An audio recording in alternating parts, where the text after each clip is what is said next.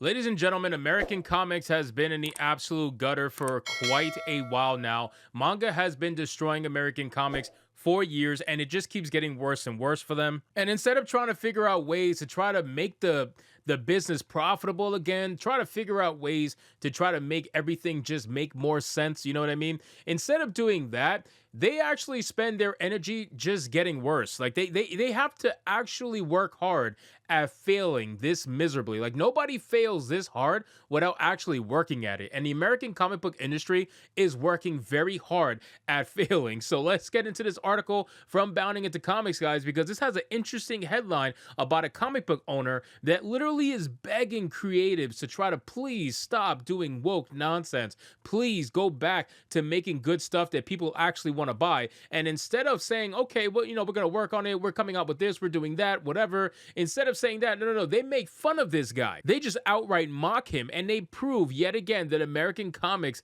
are just completely trash. So let's get into the article, guys, from Bounding Into Comics. But of course, before we do, if you are new here, just consider hitting the subscribe button. I would greatly appreciate it, and like the video to push us out into the YouTube algorithm. So we have a headline that says comic book pros mock and deny complaints from veteran shop owner regarding abysmal state of the market. And they say his business is dying because he refuses to change with the times. Oh yes, just change with the times. It's that simple. Just accept much less sales. Just accept much less profit. Who cares if you're running your own comic book shop? We're the ones who create this stuff, so we're going to tell you that you should just accept being a loser, essentially. Just accept the loss. It's fine.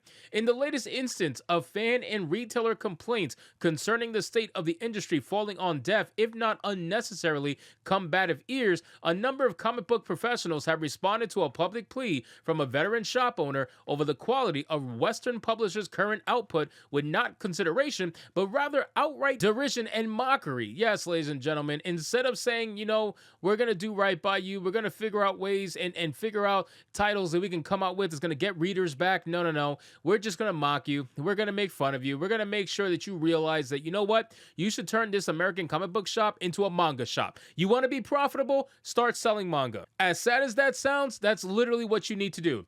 It says this latest round of discourse was first kicked off on December 1st, courtesy of the 42nd and latest episode of the Comic Palace Reborn, a slice of life YouTube series run by the owner of the eponymous Haverhill, Massachusetts retail store, Glenn O'Leary, which documents the day-to-day interactions he experiences with customers in the shop. In this episode, among the many individuals who speak to O'Leary is a customer referred to only as Mike, who during this time with the shop owner took the opportunity to lament the fact that Western comic book publishers, particularly Marvel Comics and DC's, keep watering down their own books. It says, I don't know if it's watered down or if it's just kind of repeating the same stories in a different show in a different way, said Mike. I get a lot of surprises from the indie comics. In turn, the show then cuts to find O'Leary offering Mike even further examples of the industry's wanton treatment of the very properties that they've been tasked with shepherding, beginning with his declaration that Marvel villain The Hood was a fantastic character, and then it just made him an idiotic, and then they ruined a great character. The shop owner continued, The Hood comes out of nowhere, believe it or not. That idiot Brian K. Vaughan, I believe, came up with him. The guy from Saga, the guy who can't get the book out on time, right? He used to be a brilliant writer and a worker, but now he's just a lazy chump. So they get the Hood going. He's a main part of the Marvel Universe, main part of the villains, O'Leary further detailed, ostensibly referencing Brian Michael Bendis' subsequent use of the villain as a major antagonist for his new Avengers team. That storyline ends, he just kind of disappears. Then he goes after the Infinity Gauntlet gems, gets a couple of gems, but then he's an idiotic clown and then he disappears, and now he shows up once in a while, proceeding to pick up a copy of the villain's then recently published appearance as an opponent to the eponymous Spirit of Vengeance in Ghost Rider Annual Volume 3, Number 1. O'Leary then closed out his specific thoughts on the Hood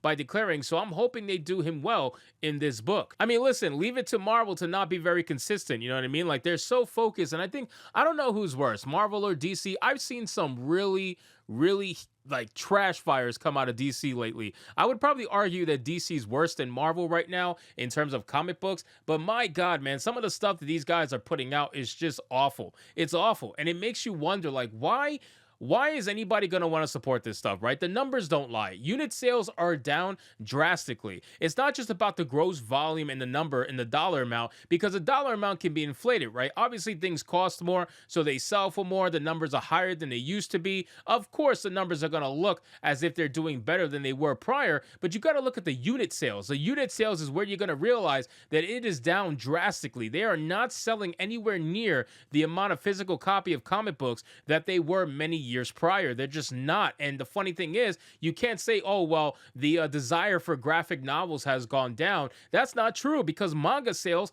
are just through the fucking roof. They are absolutely destroying American comics any which way you can even track it. I mean, like every single metric, manga is just destroying American comic. It says, however, this brief moment of optimism was far from the end of O'Leary's thoughts on the overall topic. Prompted by his own recollection of the Hood's less than respectable publication history, the shop owner then turned to decry how now publishers just make idiotic characters most of the time. They finally got somebody good and then they stop using them. I don't know why. Change of the guard maybe? Then again, maybe a different change of writers. His attention is now fully focused on the industry at large. O'Leary then speculated that this overall decline in the industry's quality was due to the fact that writers nowadays, they don't care about who or what the character is anymore. Most of these new writers don't have a love of comics like the older writers had. All they care about is, how do I put myself in the book? Oh, that is so accurate. Oh my God. I don't even know what this is. It looks terrible, but that is so accurate. How do I put myself in the book? That is literally what most modern day writers try to do. You know, we make it into a meme. We make it into a joke where we say they're self-inserting themselves into the books, but that's literally what it is. And it's crazy that even this guy, who's probably disconnected from the online discourse that we have, he's probably disconnected from it. He still sees what we see, right? He still sees what we all see, and it's because it's so obvious. It is so obvious that these writers are self-inserting themselves into these books. They're trying to make it into a reflection of themselves. They're writing books that they want to see. They're not writing books that other people want to read. No, it's about what they want. It's about what they want to see, because they're narcissists. It's crazy. To this end, the shop owner declared, no, we don't care what you would do if you were Iron Man. We don't care who you are. You're writing Tony Stark. You're not writing yourself in a book. If that's the case, write your own comic with you in it. No one will read it because nobody cares. People are growing up loving Peter Parker, loving Miles Morales, loving Captain America, O'Leary added. We don't need you to put your input in it. Just write Steve Rogers. Don't write, what would Steve Rogers be if I was Steve Rogers? That's not how it works. But that's, again, how most of these new people write nowadays. That's why most of the stuff is crap, because readers don't care about what a given writer would do, because we don't care about your life whatsoever. Oh my God. Bro, this guy is resonating with me. He is absolutely resonating with me. He's my spirit child. Just write a book, get paid for what you do, get paid for what you're supposed to be doing, and make it a good story. He finally concluded, we don't need your opinions. Oh my God, give this guy, he needs to be more famous, man. Holy shit. He literally just said everything that I've ever said, everything that we have ever said. Like, he has literally embodied the opinions of this particular side of the internet. That is amazing. Good job, O'Leary. Good job. Initially, O'Leary's take did not garner any widespread attention as of writing. The relevant episode of the Comic Palace Reborn sits at only 5,500 views. However, this all changed when a few days after the premiere, the segment in question was clipped and shared to Twitter by user Definitely Not TY. But when O'Leary's opinion finally caught the attention of the very industry he was criticizing, its members chose to eschew showing any semblance of humility or self-reflection in favor of not just insulting the frustrated shop owner, but blaming him for the problems that they themselves have wrought. In a now deleted tweet, former Venom Volume 4 and Thor Volume 6 dismissed O'Leary, sarcastically writing, "Don't you guys hate when how you go into a hardware store, how the guy behind the counter always tells you how much hammers suck?" The creator of Ahoy Comics The Wrong Earth, Jamal Ig, likewise claimed he's gonna be real shocked about how all comics have been written and how writing in general works. His business is dying because he refuses to change with the times. There's a simple rule in sales, continued the former Marvel Comics and DC artist in response to a user questioning O'Leary's decision to publicly decry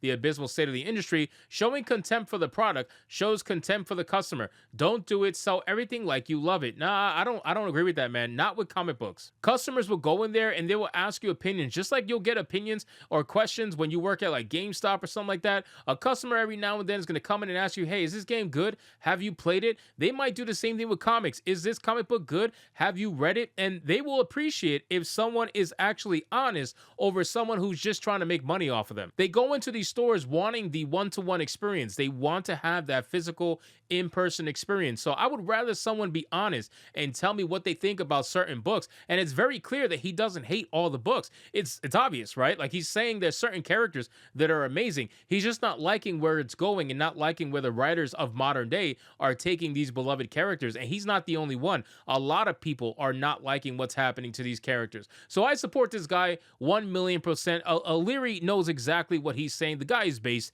and he's basically repeating everything that we've been saying over the past couple of years now, it seems like. And I hope that he gets continued success.